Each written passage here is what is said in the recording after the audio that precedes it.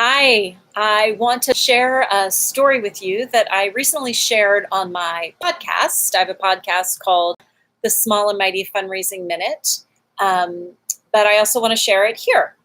I was recently listening to a podcast called WTF. It's Mark Maron's podcast, and he does these great celebrity interviews. And he was interviewing Gina Davis, the actress, and you might remember her from Thelma and Louise. She won an Oscar for her role in The Accidental Tourist. She was in A League of Their Own. She's done amazing stuff.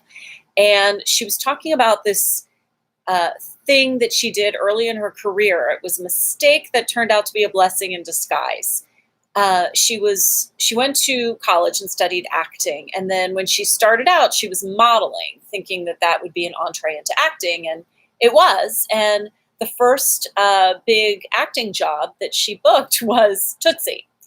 She was one of the actresses in the soap opera that Tootsie was acting in, Dustin Hoffman. So her first job is co-starring having a role alongside Dustin Hoffman, and Sidney Pollack, legendary director, was the director. Oh my God, my hand looks huge. Anyway, so she's telling this story that she didn't want everyone on set to know that she didn't really know what she was doing.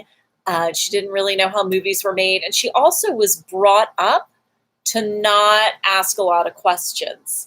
So she showed up on the movie set every single day. Even if she wasn't personally filming anything, she showed up every day on set. And the way it works in movies is you don't do that. You check something called the call sheet. And if you are shooting a scene the next day, you show up the next day. But she showed up every day. Like, hey, we're here, we're making a movie. And she didn't need to be there, but she just pulled up a chair and sat right down next to Sidney Pollack, the director, and watched everything happening. And she said Sidney Pollack loved it. He loved that she was there, and she got to learn so much from just being on set every day and developing this relationship with Sidney Pollack. And then Dustin Hoffman took her to see the dailies, which I guess are the kind of uncut, unedited versions of everything they filmed that day, because he said you have to see how what you're doing translate to on screen. And so the point of the story was she made this kind of silly mistake. She didn't have to show up, but she showed up, and she ended up learning so much and building these great relationships, and it ended up being a blessing in disguise. And I really feel like this could be a great lesson for lots of things, but it's applicable to nonprofit work, and especially if you're in a small nonprofit or you're fundraising in a small nonprofit.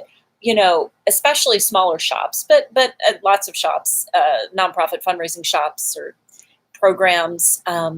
You have not a lot of people doing a lot of stuff, and you're running around like crazy, and you're on a deadline, and you have too many things to do in too little time, and mistakes happen. And sometimes I've seen it in places where I work, and I've seen it with my clients. People just panic when mistakes are made, especially in fundraising, especially with anything related to a donor or related to money. People kind of freak out if anything goes wrong. And I'm not saying that, like Gina Davis, you should never ask questions. And I'm not saying that all mistakes are a good thing. But I am saying that in order to keep your cool, maybe the next time there's a mistake, which there will be, it's inevitable, ask yourself how this could be a blessing in disguise. Is there something to learn from this? Is there a new relationship to be had? And is there a way to laugh about it with a donor, if it's not something horrible? And might that help you build a relationship? So I just invite you to think about whether or not your next mistake could be a blessing in disguise.